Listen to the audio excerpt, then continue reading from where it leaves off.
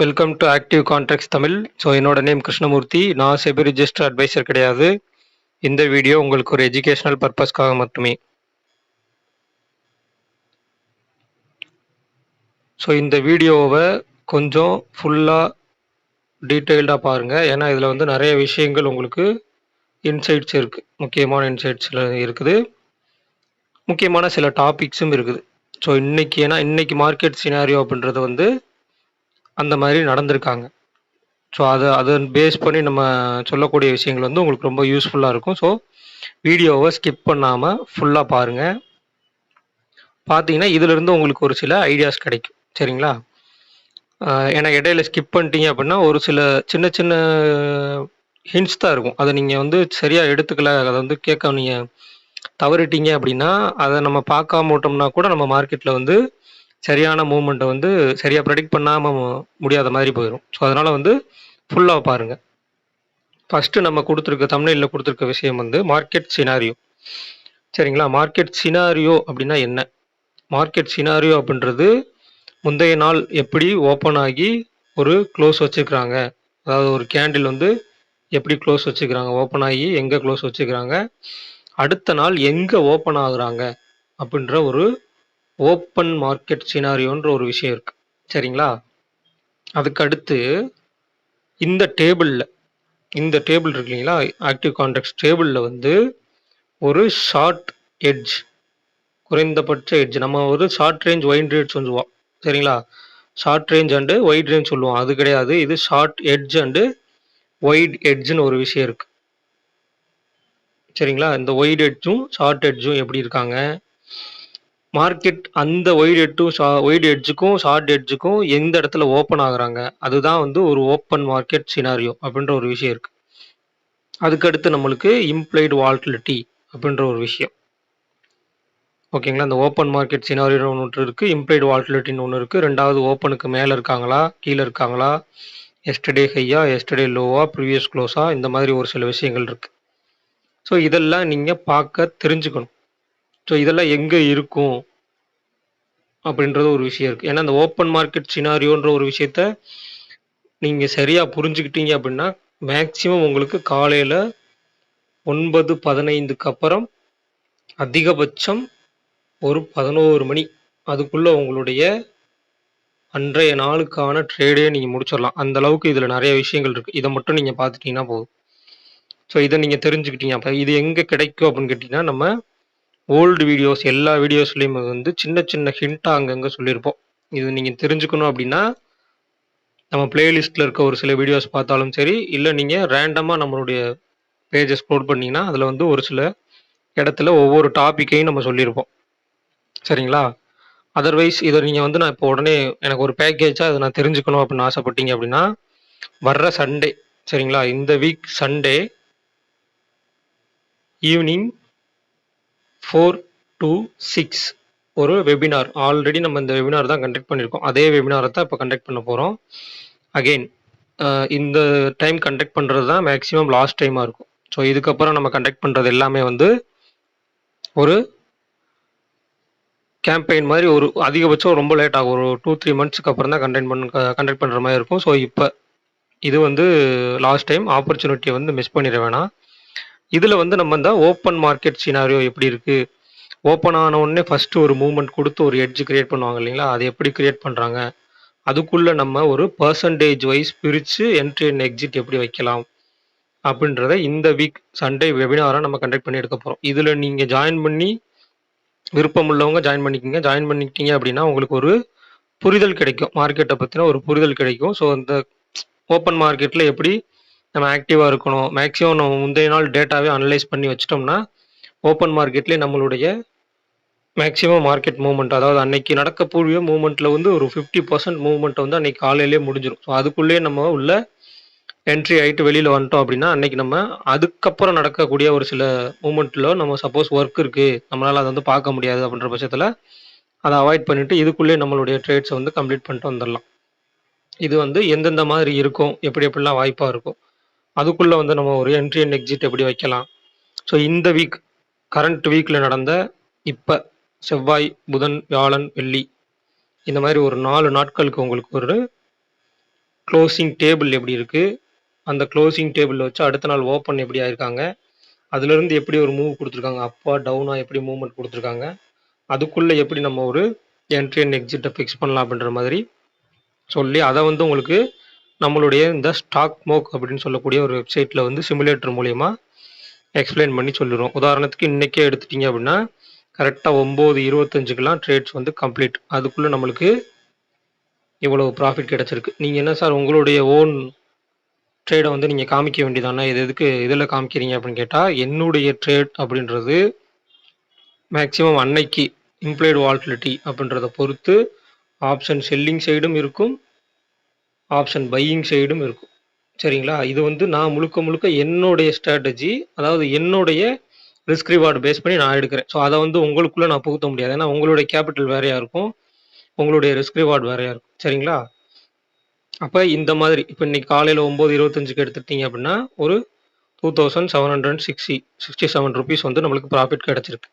So இது வந்து பையில் பண்ணால் எப்படி இருக்கும், ஒரு ஆப்ஷன் செல்லில் பண்ணால் எப்படி இருக்கும், ரெண்டுலேயுமே பை அண்ட் செல் அப்படின்னு பொறுத்த மட்டும் அதை வந்து ஒரு ஹெட்ஜோட போனால் எப்படி இருக்கும் இப்படின்னு உங்களுக்கு எல்லாமே டீட்டெயில்டாக இந்த வெபினாரில் சொல்லப்படும். சரிங்களா? ஸோ வெபினாரில் ஜாயின் பண்ணணும்னு விருப்பம் இருக்கவங்க 7904877610 அப்படின்ற நம்பருக்கு வாட்ஸ்அப் பண்ணி வெபினாரோட டீட்டெயில்ஸ் வாங்கிக்கிங்க. ஸோ அதுக்கடுத்து இன்னைக்கு மார்க்கெட்டில் நம்ம நேத்திக்கே சொல்லியிருந்தோம் 22,800 to 23,100. சரிங்களா? இதுதான் ரேஞ்சுன்னு சொல்லியிருந்தோம். அப்போ இன்னைக்கு மார்க்கெட் வந்து ஓப்பன் ஆனது அந்த ரேஞ்சுக்குள்ளே.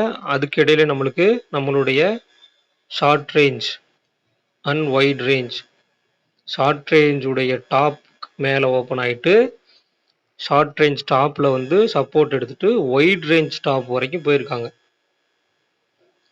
சரிங்களா? அந்த மூமெண்ட்டு தான் மார்னிங் நடந்த மூமெண்ட். அதுக்கப்புறம் அகெயின் கீழே வந்து இந்த 22,900 ஸ்ட்ராடல் அப்படின்ற எல்லைக்கு கீழே வராமல் ப்ரீமியத்தை மட்டும் டிகே பண்ணிவிட்டு அகெயின் மேலே போயிருக்காங்க. மேலே போனவங்க எங்கே போயிருக்காங்க, 22,300 கடந்த உடனே வந்து மார்க்கெட் வந்து பயங்கரமாக மூவ்மெண்ட் நடந்திருக்கும். அதுக்கப்புறம் நீங்கள் எந்த மூவ்மெண்ட் அதுக்கப்புறம் எது வரைக்கும் போகும் அப்படின்றதான் நீங்கள் இந்த ஆக்டிவ் கான்ட்ராக்ட்ஸை ஃபுல்லாக அனலைஸ் பண்ணால் தான் உங்களால் அதை கண்டுபிடிக்க முடியும்.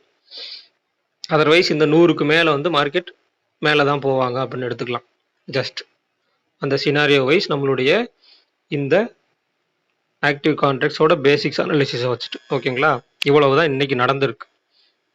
இதுக்கு அடுத்து நாளைக்கு, அதாவது வெள்ளிக்கிழமைக்கு எந்த மாதிரி இன்றைக்கி முடிச்சிருக்காங்க, ஸோ நாளைக்கு எந்த மாதிரி இருக்கிறதுக்கு வாய்ப்பு அப்படின்னு பார்க்கலாம். அப்போ இதில் சிம்பிளாக மேலே எடுத்துட்டோம்னா 23,000 புட் ஆப்ஷன், 23,500 கால் ஆப்ஷன் அதே எடுத்துக்கலாம். ஏன் அப்படின்னு கேட்டிங்கன்னா இந்த 23,000 புட் ஆப்ஷனுக்கும் 23,500 கால் ஆப்ஷனுக்கும் இடைப்பட்ட இடத்துல தான் இன்றைக்கி முடிச்சிருக்கிறாங்க 190. ஓகேங்களா?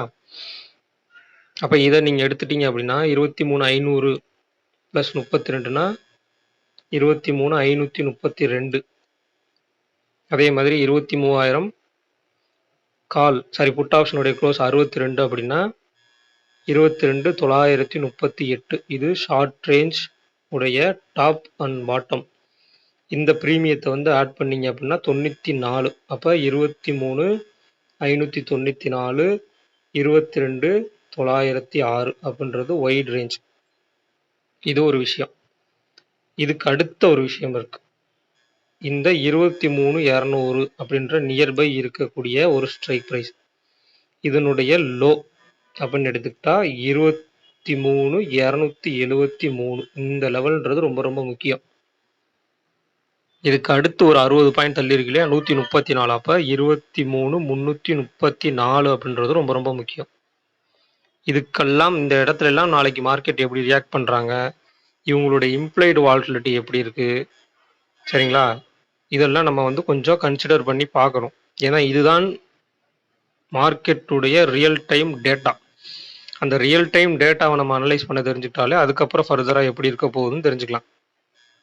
இப்போ நம்மளுக்கு call side 8, put side 12. Market வந்து இன்னைக்கு 23,100 கடந்தாலும் பெருசாக ஸ்பைக் மூமெண்டமோ இல்லை பெரிய ரொம்ப ரேஞ்ச் அதிகமாக ஒரு 300-400 பாயிண்ட் அந்த மாதிரிலாம் முடிக்கல. ஏன்னா இன்னைக்கு ஓப்பனே நம்மளுக்கு 23,000க்கு மேலே அப்படின்றப்ப கிட்டத்தட்ட அதுலேயே நம்மளுக்கு ஒரு 130 பாயிண்ட் ப்ளஸில் தான் ஓப்பன் பண்ணியிருக்காங்க. அதுக்கு மேலே ஒரு 150 பாயிண்ட் மூவ்மெண்ட் தான் நடந்திருக்கு, பெருசாலாம் இல்லை.